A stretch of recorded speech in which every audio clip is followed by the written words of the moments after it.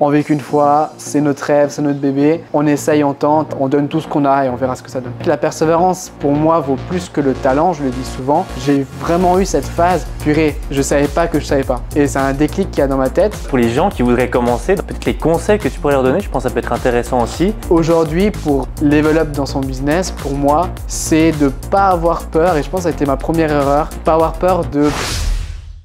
Ciao, c'est David, bienvenue dans ce nouvel épisode. Aujourd'hui, on a le plaisir d'accueillir Mathieu, un influenceur voyage.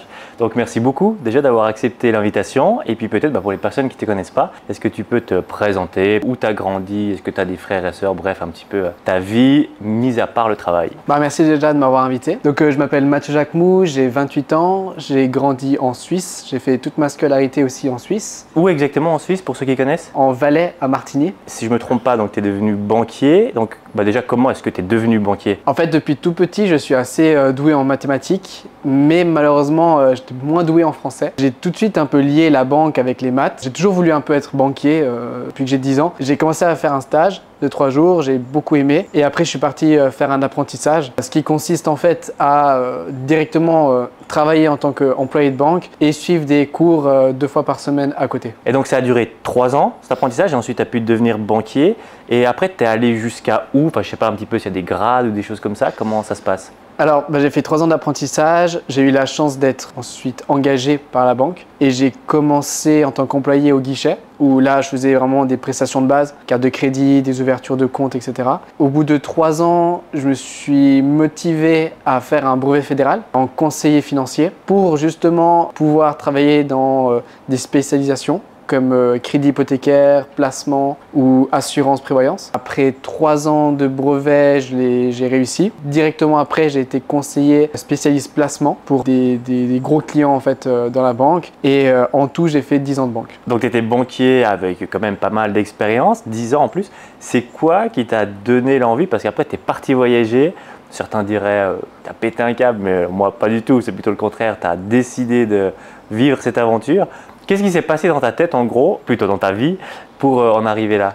Alors en fait, j'étais déjà avec Laura pendant cette période-là, quand j'étais à la banque. Et elle m'avait toujours dit depuis le début que elle, son objectif, c'était de faire un tour du monde. Et avec Laura, on se disait, je dis toujours oui, un jour, je suis sûr qu'on va le faire, etc.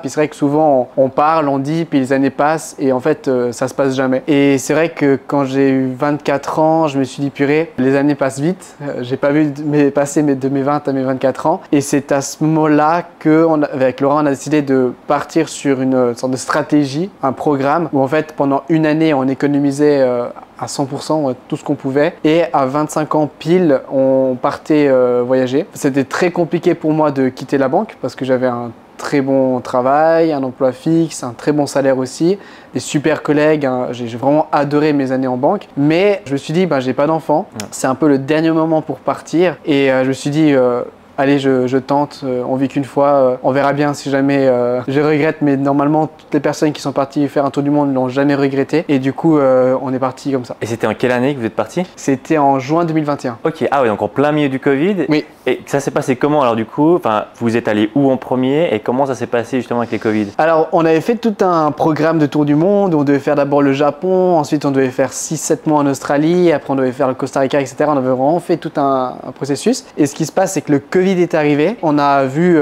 petit à petit en fait, tous les pays se fermer les uns après les autres. Et en fait, il restait seulement le Costa Rica ou Bali pour pouvoir voyager encore avant que l'aéroport ferme. Et on est parti directement à Bali alors que c'était même pas du tout prévu dans le programme du Tour du Monde, Bali, parce qu'on avait déjà fait. On est arrivé sur place à Bali, on était un petit peu perdu parce que l'objectif vraiment c'était le Tour du Monde. Et en fait, après 6 mois à Bali, en ayant vécu la Bali lifestyle, on dira, donc la plage, les cowork, le fit, les digital nomades, etc. On a adoré, on s'est fait des amis et c'est là en fait on a adoré, on est tombé amoureux de l'île et de cette vibe là et on s'est dit mais en fait retrouver un travail après avoir vécu cette période là de notre vie, ça aurait été trop compliqué. Alors on a tout fait pour développer un business, pour gagner de l'argent, pour continuer en fait à vivre cette vie là. Ouais, justement j'allais venir au côté entrepreneur parce que du coup pour pouvoir vivre une vie qui est pas du tout en Suisse, il faut pouvoir gagner de l'argent depuis l'étranger sur internet, etc. Est-ce que tu peux nous raconter un petit peu ton parcours entrepreneurial? Peut-être même, je crois qu'il y a eu avant, pendant que tu étais à la banque, tu avais aussi un côté entrepreneur. Est-ce que tu arrives à nous expliquer un petit peu les différents différentes étapes dans ton parcours entrepreneurial jusqu'à arriver à Bali, on va dire, et ensuite on prendra Bali après. Ok, alors j'ai fait pas mal de choses. J'ai commencé à 16 ans l'apprentissage à la banque et à 17 ans, j'ai créé une sorte de petite association pour créer des soirées et des fêtes dans des boîtes de nuit ou dans des endroits atypiques dans ma région. Parce qu'en fait, moi, mon objectif à cet âge-là, c'était de sortir, de boire, etc. avec des amis. Et en fait, il n'y avait absolument rien. Déjà, en Valais, en règle générale, il n'y a pas grand-chose. Et je me suis dit, en fait, il n'y a pas grand-chose. Vraiment, l'hiver, il n'y avait rien qui était organisé. Et avec des amis, on s'est motivés à créer des soirées. Et on a fait vraiment, je sais pas, une dizaine de soirées en tout qui ont super bien fonctionné. Le but, c'était pas de se faire vraiment de l'argent, mais c'était surtout créer des choses et puis aimer le processus de la création, de l'organisation. Et vraiment, on a adoré. Et en fait, après, à 18 ans, j'ai créé le cinéma drive-in où en fait, pour la petite histoire, j'avais acheté un petit beamer dans un magasin parce que j'avais pas de télé dans ma chambre. Puis je l'avais laissé en fait dans mon coffre pendant une semaine. Une fois, c'était tard et on était avec des potes et on s'est dit mais viens, on regarde un film. Mes parents dormaient, j'avais 18 ans, j'habitais encore chez mes parents. Je pouvais pas les faire venir chez moi. Eux, c'était la même chose et puis on était tous avec nos voitures et puis on s'est dit pourquoi pas on trouve une petite zone industrielle et puis on branche le projecteur. Et de base, on n'était même pas censé regarder depuis nos voitures, mais comme en fait on n'avait pas de siège, on s'est posé dans la voiture, on a mis le projecteur, on a projeté le film sur un mur blanc et on a regardé le film comme ça le soir. Et en fait on a trop trouvé cool le concept et c'est là que j'ai eu un petit déclic et je me suis dit purée en fait c'est sympa ce système, imagine on peut inviter tous nos potes, on peut donner 10 voitures, ça peut être trop cool. Et c'est là que je me suis renseigné si ça existait déjà et effectivement en fait c'était ce qu'on appelle les drive-in aux États-Unis qui existent depuis les années 60. J'ai entre guillemets fait le concept sans savoir qu'il existait déjà. Ouais. C'est là que je me suis dit go, je suis assez chaud à le faire officiellement en touchant du public du monde et j'ai fait le premier cinéma drive-in à Martinique qui a fait carton plein. On a vraiment vendu tous les billets en même pas 2 semaines et c'était le début de l'aventure du drive-in qui existe encore aujourd'hui, 10 ans plus tard. Comment est-ce que tu as fait connaître ça au début parce qu'il n'y avait pas vraiment les réseaux sociaux? Toi à cette époque-là tu n'avais pas encore de réseaux sociaux non plus. Comment tu as fait connaître ça à l'époque? Alors franchement oui, effectivement il n'y avait pas les réseaux sociaux. Il y avait Facebook. Mais Instagram n'était pas encore très connu il y a 10 ans en arrière. J'ai beaucoup appris de choses depuis, ça a bien changé. Mais on a vraiment fait tout ce qui était possible. Franchement, on a une page Facebook qui avait atteint 5000 likes. Et franchement, c'était beaucoup via cette page Facebook qu'on a vendu. On a aussi fait des marchés où en fait on donnait des flyers dans la ville où on faisait le drive-in. Et au niveau marketing, c'était beaucoup du bouche à oreille aussi. Ouais. Qui dans la région, ça tournait et franchement, ça nous permettait de bien vendre. Et encore aujourd'hui maintenant, c'est quoi? C'est tous les étés, toute l'année? Comment ça se passe aujourd'hui? C'est surtout la saison d'été, de mars à octobre. Et ça, c'est toi qui gères encore maintenant, depuis Bali, ou est-ce que tu as des personnes aussi qui travaillent avec toi? Alors le concept a beaucoup changé. De base, je l'avais lancé avec des amis. Et voilà, du moment qu'il y a un cinéma organisé, des frais à mettre en avant, j'ai un peu posé la question autour de moi s'il y avait des personnes qui étaient intéressées à investir sur quelque chose qu'on ne savait absolument pas si ça allait fonctionner ou voilà. Et c'est vrai que malheureusement, j'avais trouvé personne. Heureusement, mon frère avait un petit peu de liquidité parce qu'il est totalement différent que moi. Lui, il arrive à épargner et moi pas du tout. À ce moment-là, à cette époque-là, il m'avait prêté 7000 francs pour me lancer. J'ai pu aussi mettre le reste par rapport à ce que je gagnais à la banque, etc. Et ça m'a permis d'acheter mes premières infrastructures pour le cinéma, ce qui est totalement différent que ce que je propose aujourd'hui. Mais c'est vrai que pour débuter, c'était très bien. Il m'a fallu à peu près 20 000 francs pour commencer plus ou moins à faire quelque chose de correct. Et c'est vrai qu'aujourd'hui, j'ai plus ou moins les mêmes qui me suivent encore il y a 10 ans. Mais on fait plus au même endroit à Martilly, par exemple. On fait vraiment dans plein de villes différentes en Suisse romande, de Genève jusqu'à Sierre. Et du coup, je travaille aussi avec des personnes de la région à chaque fois. Ok. Et donc là, c'est vraiment le gros projet, enfin ton premier et plus gros projet en tout cas au début. Oui. Ensuite, tu es parti voyager, tu es allé à Bali. Comme tu disais, vous deviez trouver un moyen pour pouvoir vivre depuis Bali. Donc, qu'est-ce que vous avez développé à partir de Bali, donc à partir de 2021 cette fois, un petit peu ta vie entrepreneuriale à partir de là? Alors, je crois qu'il y a beaucoup. Il y a pas mal de choses. Le tout premier projet qu'on a lancé avec Laura, c'est Eila Swim. C'était son idée, elle s'est dit mais en fait pourquoi pas, vu qu'on sera à Bali, sur une île où il fait chaud, on sera souvent en maillot de bain. Pourquoi pas créer une marque de maillot de bain pour filles? On a fait une étude de marché, savoir si le produit pouvait fonctionner ou non. Et on se disait, en fait, ça va être génial parce qu'on va pouvoir aller sur des plages, faire des photos directement à côté sur la plage et le promouvoir sur Instagram. Et puis c'était un peu la stratégie de base. Et on a fait notre première commande, on a investi dans la startup pour tout ce qui était site internet, logo, graphisme, etc. Et c'est vrai qu'on a dépensé à peu près 35 000 francs, à peu près 35 000 euros pour commencer la société, pour l'achat aussi de la marchandise, au niveau du design aussi. Et c'est vrai que ça a été une aventure assez folle parce qu'on a mis à peu près 8 mois pour créer et pour avoir les marchandises qui rentrent. Et puis on avait anticipé un petit peu notre arrivée à Bali, on avait commencé à créer en étant en Suisse. Et quand on est arrivé à Bali, c'est là où on a commencé à faire le marketing et à vendre nos maillots de bain. Et le marketing, vous le faisiez comment? C'était uniquement donc, sur Facebook, Instagram, de la publicité payante? Ou est-ce que vous, à ce moment-là, vous aviez déjà vos réseaux sociaux? Alors on n'avait pas du tout nos réseaux. Je crois que moi j'avais 300 abonnés sur Instagram et Laura à peu près 1000. Et c'est vrai que le principal marketing qu'on avait mis en place, c'était les ads sur Facebook. On avait fait aussi une page Instagram pour la marque, Eila Swim. Ouais. Et c'est à peu près tout. Okay. Voilà. Et donc là, d'abord le drive-in, ensuite Eila Swim quand vous êtes arrivé à Bali. Et après, c'est à ce moment-là que vous avez commencé à développer vos réseaux sociaux personnels ou comment ça s'est passé? Alors en fait, en arrivant à Bali, Laura était très motivée à avoir un compte voyage. Elle s'est lancée sur Instagram et on s'est mis en fait les deux sur son Instagram. Moi, j'étais pas encore à ce moment-là motivé. J'avais un petit peu peur aussi au niveau des regards des autres, au niveau de la banque, de passer d'employé de banque à tout d'un coup faire des vidéos un peu voyage sur les réseaux sociaux. J'avais trop peur. Ouais. Vraiment, c'était pas évident. Du coup, je me suis un peu donné une excuse que je travaillais sur le compte de Laura. Et donc, on a commencé le compte à Laura. Elle a assez rapidement obtenu 10 000 abonnés. On était super contents. Et ça m'a quand même motivé à créer aussi du contenu. Et c'est à ce moment-là que j'ai créé TikTok. Et pendant un an, j'étais full TikTok. Genre, mon compte Instagram, il montait petit à petit grâce à TikTok. Des gens qui venaient s'abonner aussi sur Insta. Ouais. J'ai gagné à peu près 2500 abonnés sur Insta qu'avec des gens qui se sont abonnés via TikTok au début. Et puis après, Laura, elle s'est dit, mais purée, il faut vraiment que tu te lances. Tes vidéos TikTok fonctionnent bien. Je suis sûr que sur Instagram, elle fonctionne. Et elle m'a vraiment motivé à aussi le lancer sur Insta. Et c'est là que j'ai fait un 30 jours challenge avec elle, où on s'est dit,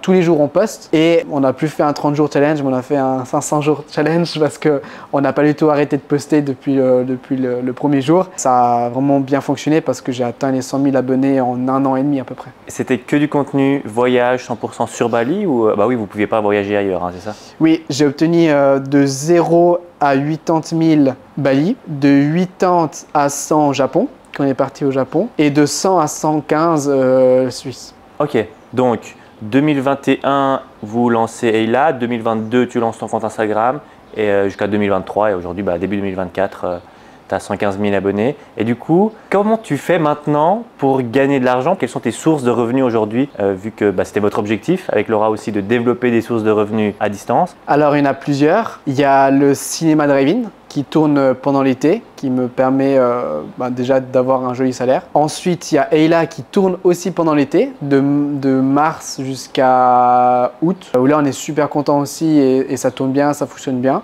Et on a aussi les produits digitaux, donc on a l'e-book sur Bali, l'e-book sur le Japon, l'e-book sur la Suisse en termes de destination.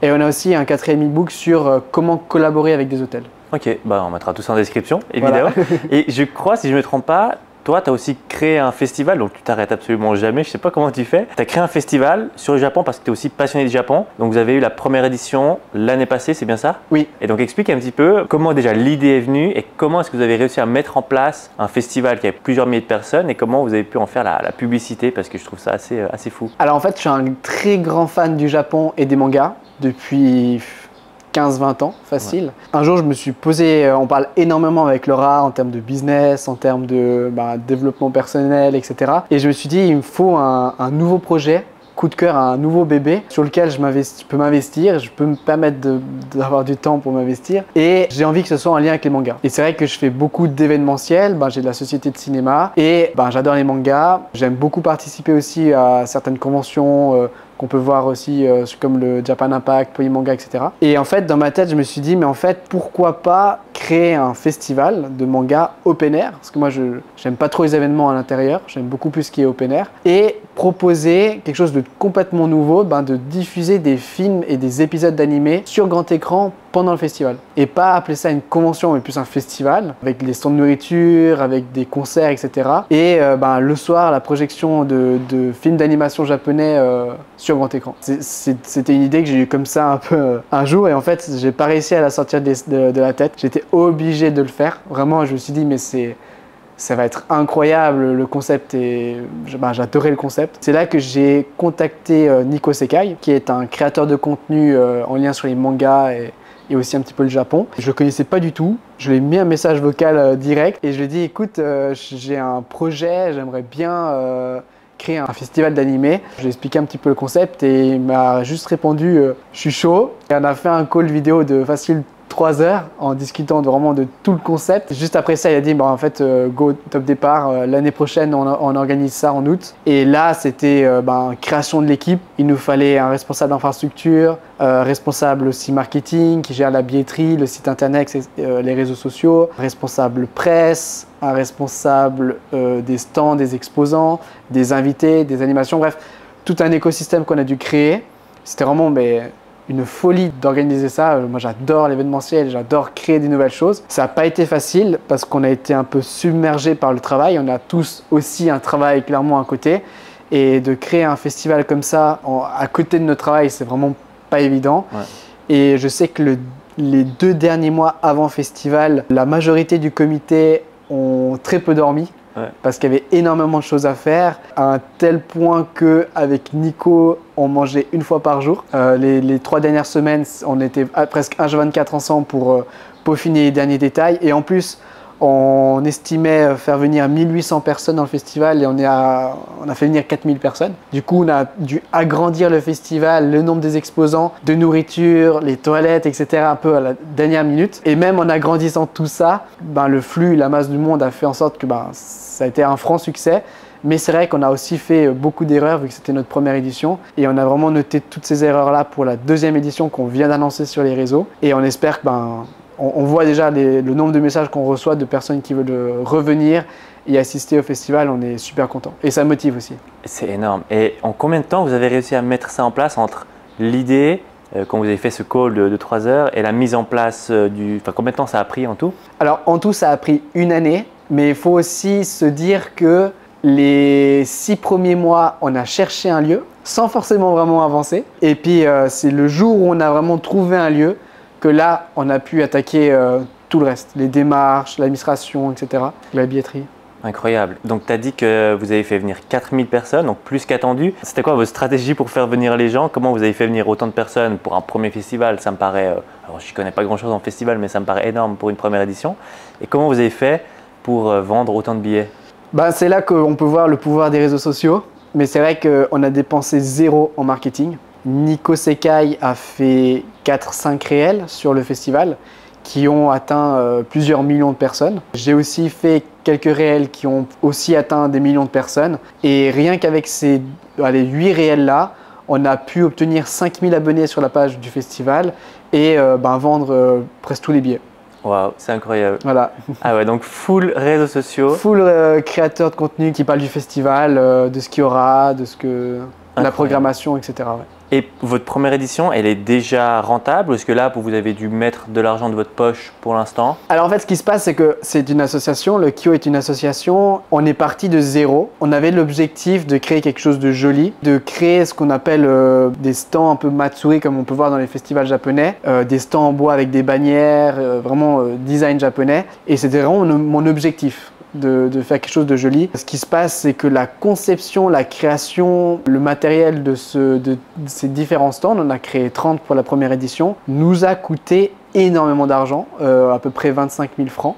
En tout, avec toute la partie matérielle qu'on a dû acheter aussi pour le faire. Et ce qui se passe, c'est que ces 25 000 francs, on les avait pas, vu qu'on a commencé à 0. Et du coup, Nico et moi, on a dû avancer notre propre argent pour payer les factures, pour payer le matériel, etc. Du coup, on a quand même risqué notre argent personnel pour le festival. Mais d'un autre côté, on y croyait à fond. Et l'objectif, c'est que ça fonctionne.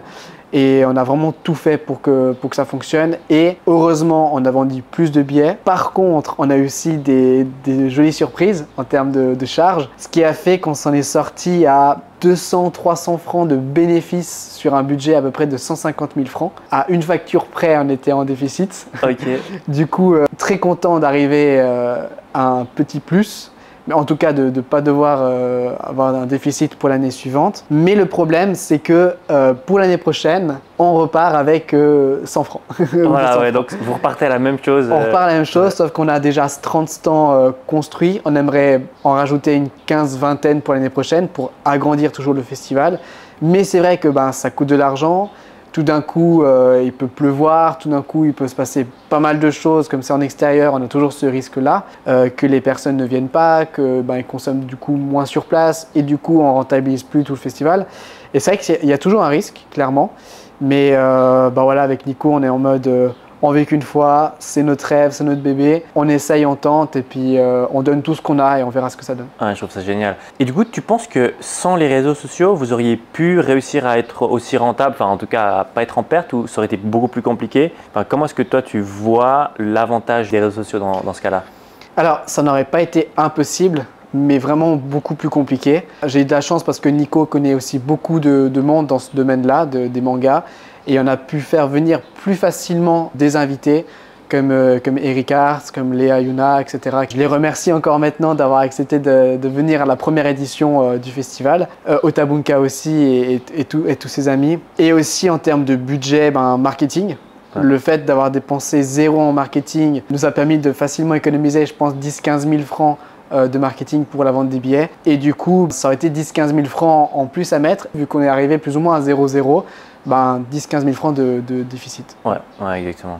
Ouais, c'est fou. Et je trouve incroyable en fait toutes les différentes choses que tu as, parce que tu as à la fois le drive-in, donc il y a du B2B, là c'est un festival, mais c'est un événement B2C, enfin c'est des gens qui viennent, et tu as aussi les produits digitaux avec tes réseaux sociaux. Je trouve ça vraiment fou et je ne sais pas exactement comment tu t'organises d'ailleurs, comment tu fais pour gérer tout ça, parce que je pense qu'il y a pas mal de personnes qui peuvent aussi se poser la question, pour gérer autant de choses, est-ce que tu as une organisation spéciale? Enfin, comment tu fais? Donc j'essaye vraiment d'avoir une énorme discipline avec ça. Ma journée est vraiment bien chargée. Je travaille 7 jours sur 7, il n'y a pas de week-end.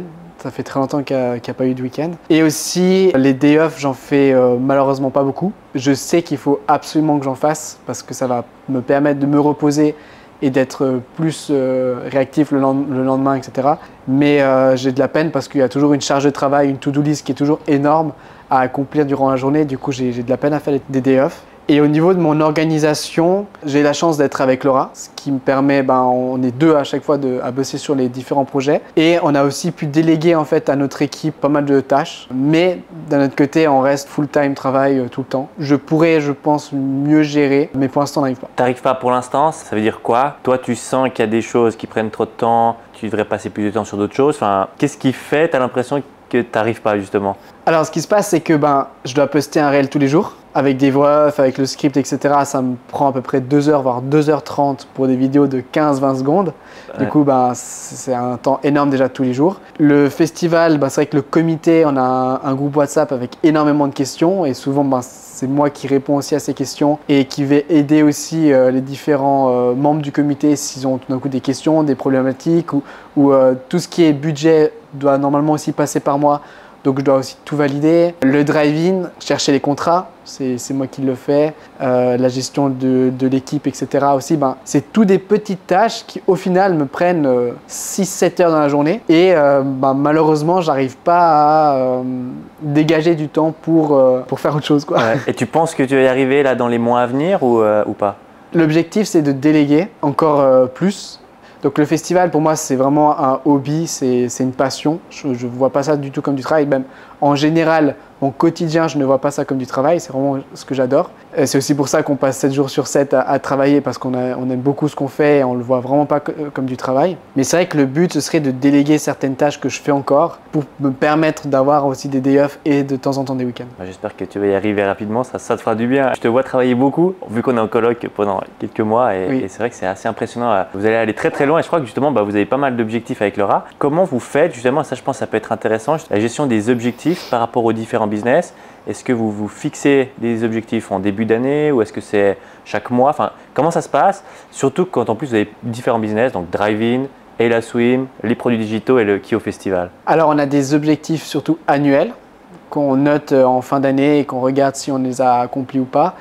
Et c'est vrai qu'on a des objectifs de semaine aussi, où on se dit, bah voilà, pour dimanche, on devrait avoir accompli ces différentes tâches-là, plus une to-do list objectif. Et chaque semaine, on a des débriefs avec Laura pour voir ce qu'on a pu avancer, pourquoi on n'a pas pu le faire. Et c'est vrai qu'on marche vraiment côte à côte avec elle et franchement, ça fonctionne super bien. Et comment vous faites justement pour vous fixer des objectifs? Est-ce que c'est vraiment en chiffre d'affaires ou en tâches à effectuer? Enfin, comment vous faites exactement? Alors, en fait, c'est assez simple, on a un tableau Excel commun, où on note en fait la to-do list de chacun avec les objectifs aussi en chiffre d'affaires par business qu'on a. Et chaque semaine, on regarde les chiffres, mais aussi mensuellement. On fait plus un brainstorming aussi mensuel par rapport aux chiffres. Donc vraiment, vous êtes drivé par rapport à ces chiffres. Enfin, c'est vraiment quelque chose qui vous suit tout le temps, ces chiffres et ces objectifs. Bah, c'est juste que ça peut aussi quantifier notre travail. Ouais. C'est assez terrible, mais les réseaux sociaux, tout est quantifiable. Le nombre de likes, le nombre de commentaires. Alors, c'est pas du tout dans nos objectifs, mais les nombres de vues, ben, c'est clair que ça quantifie si une vidéo est regardée, est appréciée ou non. Mais là encore, c'est pas du tout dans nos objectifs, c'est vraiment la partie chiffre d'affaires plutôt qu'on quantifie. Ouais. Et vous avez aussi des objectifs en termes de nombre d'abonnés sur les réseaux. Alors, je sais qu'il y a pour des gens, ça paraît totalement dérisoire de dire ça, mais je trouve, en tout cas personnellement, que ça peut vraiment être un magnifique objectif. Est-ce que vous avez ça? En fait, dans le métier de créateur de contenu ou d'Instagram, on ne crée rien de physique. Et la seule chose qu'on peut quantifier de voir une certaine évolution de notre business, bah, on peut le lier en fait, au nombre d'abonnés. Ouais. Parce que le nombre d'abonnés, ça ne fait pas tout. Ça ne veut pas dire que tu as beaucoup d'abonnés, que tu fais beaucoup d'argent ou même que tu as beaucoup de vues sur tes réels. Par contre, il y a le trust qu'il y a derrière, il y a les contrats avec les collaborations avec les entreprises qui est aussi important et qui est beaucoup lié aussi au nombre d'abonnés. Ouais. Et du coup, ça reste quand même un objectif, pas principal, mais on note clairement notre objectif d'abonnés pour la fin de l'année. Ouais. Et ça peut se passer même en une semaine. Il faut donner l'exemple de Laura qui a stagné à 297 000 abonnés pendant 6-7 mois peut-être. Et pendant 3 semaines, elle a plein de vidéos réelles qui ont tourné en même temps. Et elle a gagné 90 000 abonnés en 3 semaines. Okay. Et tout d'un coup, après ces 3 semaines, elle est retombée, elle a beaucoup moins regagné. Et du coup, là, elle est en train de stagner à 400 et quelques mille. Et du coup, c'est possible que pendant un an, je stagne et que je reste à 115, mais ça peut aussi monter tout d'un coup en une semaine, en 2 semaines. Du coup, c'est juste un objectif qu'on ne se focalise pas du tout là-dessus, mais si on l'atteint, on reste quand même content. Et pour les gens qui voudraient commencer, donc à devenir influenceur peut-être petit à petit, peut-être les conseils que tu pourrais leur donner, je pense que ça peut être intéressant aussi. Tu parlais de toi avant, vous aviez fait un 30 jours challenge et après ça s'est tourné en un 500 jours challenge.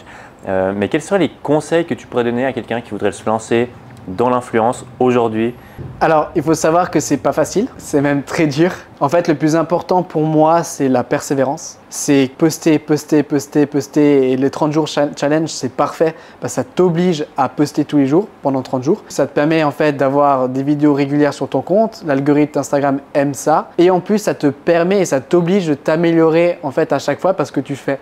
Et la meilleure façon d'apprendre, c'est en faisant. Et c'est vrai que la persévérance, pour moi, vaut plus que le talent, je le dis souvent, parce qu'une personne qui est talentueuse va peut-être faire 1 ou 2 réels qui va fonctionner, mais il suffit qu'il y a un réel qui d'un coup fait 100 vues ou 50 vues, elle va être déprimée, elle va peut-être pas continuer, alors qu'une personne persévérante, elle va peut-être avoir une quinzaine d'échecs, mais elle va quand même continuer, et c'est que les personnes persévérantes qui arrivent à atteindre leurs objectifs et à avoir, par exemple, ce nombre d'abonnés qu'elles voulaient.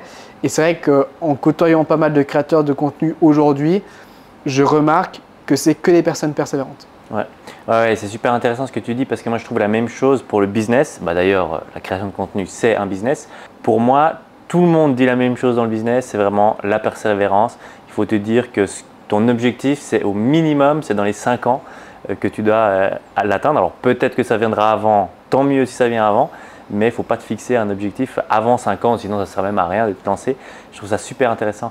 Et d'ailleurs, toi qui as différents business et surtout différents business dans différentes niches, tu pourrais conseiller quoi à une personne qui aujourd'hui veut se lancer mais qui n'a pas vraiment d'idée, est-ce que c'est plus facile un business par exemple comme dans le style drive-in, donc tu vends un produit à d'autres entreprises, ou alors pour vendre des produits digitaux, ou alors créer un festival par exemple. Toi, tu conseillerais quoi peut-être à quelqu'un qui voudrait se lancer? Selon toi, ce serait quoi le plus facile? Alors, il y a des avantages et des inconvénients dans n'importe quelle niche. Ouais. Le voyage, ça peut faire beaucoup de vues, beaucoup d'abonnés, etc. Par contre, ce n'est pas forcément la niche qui est le mieux payée. Et si je compare un 100 000 abonnés voyage par rapport à un 20-30 000 abonnés en lien avec la formation, le coaching, etc., je suis assez convaincu qu'une personne qui a 20-30 000 abonnés dans les formations va gagner plus que quelqu'un qui a 100 000 abonnés dans le voyage. Ouais. Alors, c'est purement théorique, mais quand tu postes quelque chose de voyage, tu peux toucher tout le monde. Et du coup, le like est quand même plus facile par rapport à quelqu'un qui explique quelque chose sur une formation, sur quelque chose qu'il apprend quelque chose, etc. Et là, la personne qui like, c'est qu'elle est vraiment intéressée par ce que la personne dit. Et du coup, le like est plus compliqué. Ouais, exactement. Ouais, c'est vrai que tu prends plus de temps peut-être à grandir dans certains business, mais tu gagnes par contre plus d'argent pendant que tu grandis aussi. Ouais, c'est intéressant. Ouais. Et toi, aujourd'hui, tu décrirais comment ce que tu fais? Si tu dois essayer de dire ce que tu fais comme métier, c'est quoi? Est-ce que tu en as plusieurs ou est-ce que tu arrives à en donner qu'un seul de métier?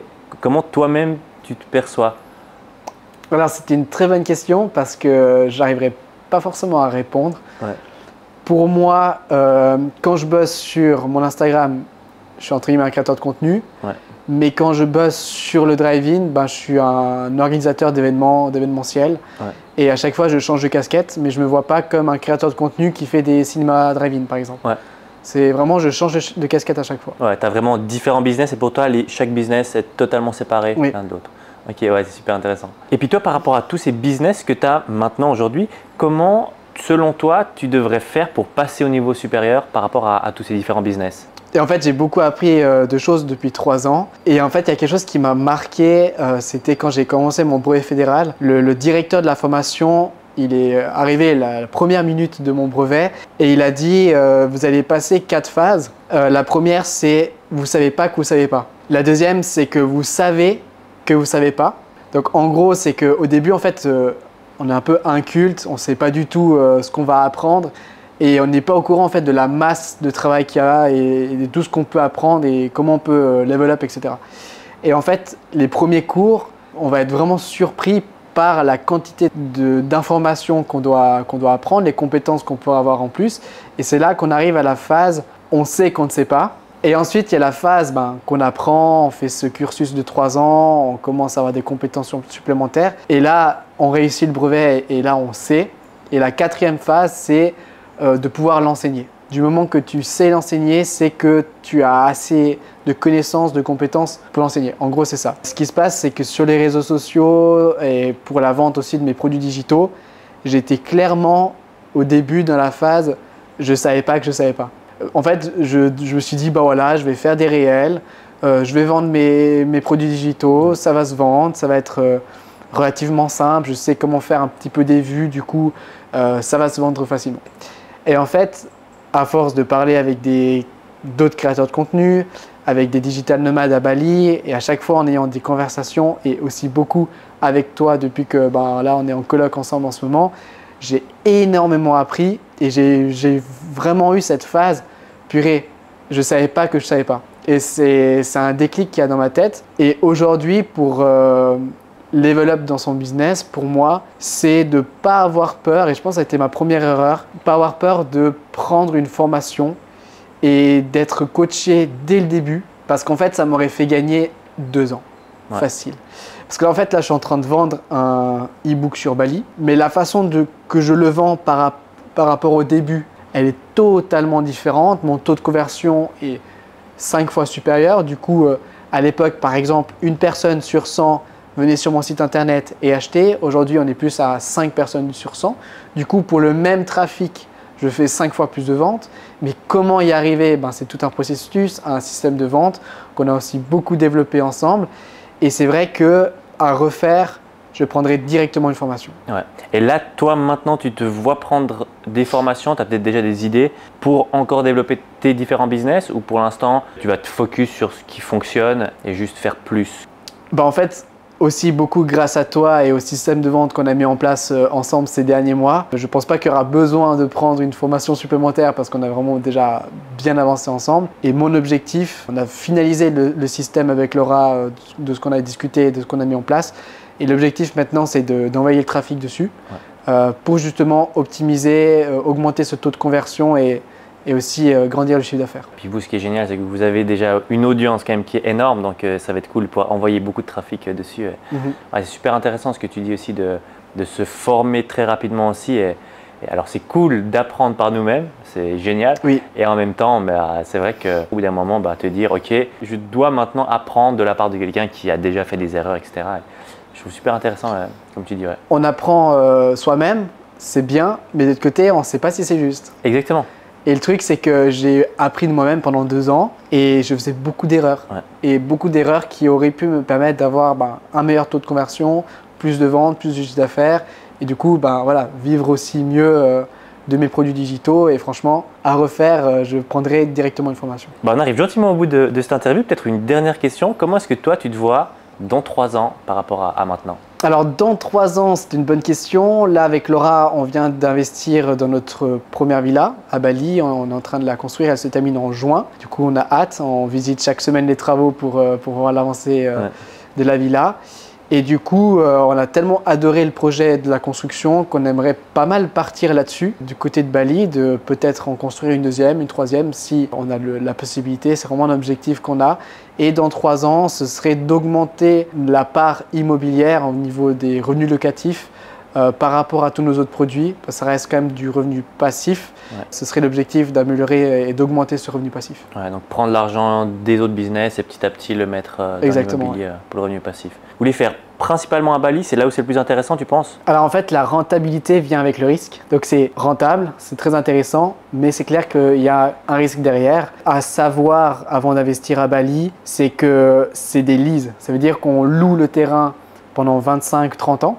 Et pendant cette période-là, en fait, on construit la villa et on peut la louer en nuitée, en daily, en mensuel, comme on veut. Et en fait, à la fin, après 25-30 ans, si on n'a pas négocié un renouvellement de, normalement c'est 10 ans, avec le propriétaire du terrain, et ben simplement on donne les clés de la villa au propriétaire du terrain et à partir des 25 ans, ça devient sa villa.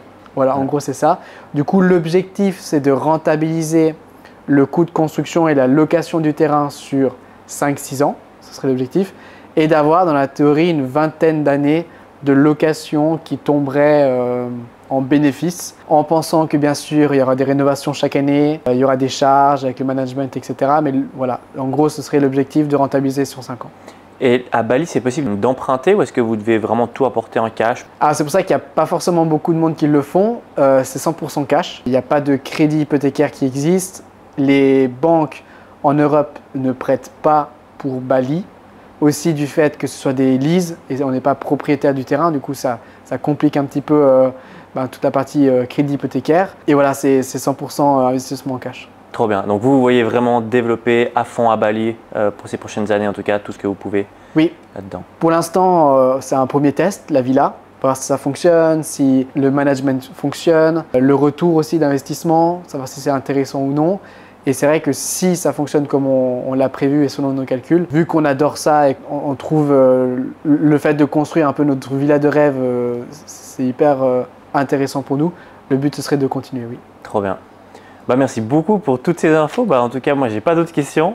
Merci beaucoup. Je pense qu'il y a énormément d'informations, énormément de valeur pour les gens qui nous regardent. Donc, merci beaucoup. Je mets évidemment tous les liens en description, que ce soit la villa, les e-books, tous tes réseaux. Donc voilà, merci beaucoup. Et puis, n'hésitez pas à aller checker tout ça, les réseaux, les e-books et la villa de Mathieu. Et moi, je vous dis à une prochaine. Ciao.